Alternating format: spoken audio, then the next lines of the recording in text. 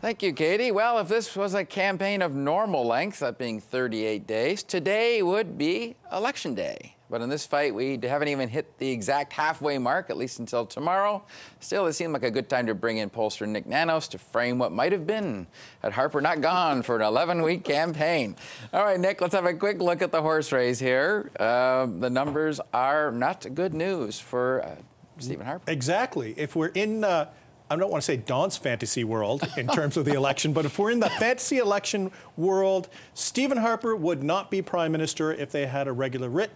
Right now, the latest tracking between CTV, Globe, and Nanos, completed on the weekend, has the NDP at 33%, followed by the Liberals at 31%, the Tories at 26%, Green Party at 6%, Bloc at 4%. And the Tory numbers down about 5 to 6 points in the last month. So not a great month for Stephen Harper and the Conservatives for the first 4 weeks of the campaign, and they're suffering a bit. Have you got any indication of what's driving those numbers down? Oh, I don't know how long your show is, but there's a long list of issues that it's like they can't catch a break. You know, they're dealing with the Duffy trial, and the Prime Minister has to respond to that. They have to deal with the economy and discussions as to whether we're in a recession or not. And then last week, they had to deal with the tragedy of the Syrian refugees and roll all those things up. And we actually saw the numbers significantly move last week. My sense is that this was a bit of a tipping point.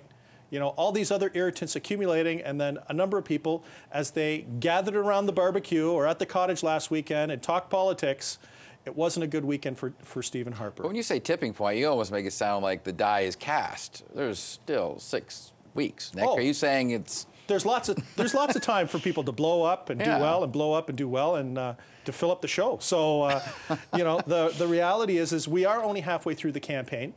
And now there's going to be a greater focus on Tom Mulcair and Justin Trudeau. We'll see how they fare in the next few weeks. And don't underestimate the Conservatives. They've got to have something in the bag, knowing that there'll be a rough patch during the election. Let's have a look at the leadership popularity figures.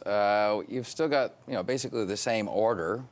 Stephen Harper at 25%, though. Like, is he normally about where his party is, or is he even ahead of the popularity curve? I mean, is that an indicative of a personal thing against Stephen Harper, or is it just a party thing and they're hitching their wagon to? Well, I think the thing is I don't know what the difference is between Stephen Harper and the Conservative Party, because they've made the brand one and the same way that Stephen Harper's government.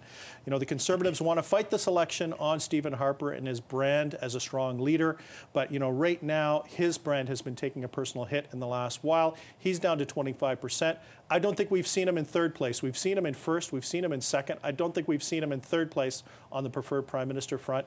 And this has to be especially of concern to the Conservative strategists, because, you know, the thing is, if their guy is not strong, there's not a lot of coattails with Stephen Harper this week right now. So they got to turn that around. Are you sensing people, I mean, I did the old long weekend chat with family and friends, and it seemed to be they're thinking of voting, some of them voting strategically. In other words, if the Liberals stronger than the NDP candidate, whichever one will beat Harper is the one all these people will shift their votes to. Is that happening in the real world, or was, you know, my little cocoon all on its own? That is happening, but the dynamic's now changing. If the Conservatives continue to be in third place, then people don't have to strategically vote. They can start looking at the Liberals and the New Democrats and think about what kind of country or future government that they have.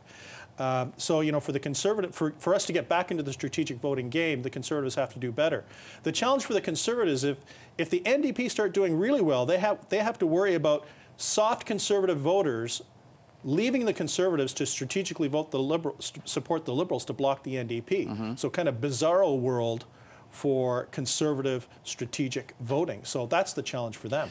Now, one thing I find very interesting is how the NDP seems to be surging in BC. We all figure that as we go through the time zones on election night, we have to wait for BC to decide, well, who's won the election.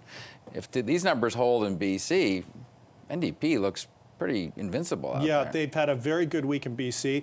The interesting regional play on all of these numbers is that the Conservative hit has taken place in British Columbia and Ontario, the two provinces that are the most ethnically diverse in Canada, which speaks to the possible traction of this Syrian refugee thing.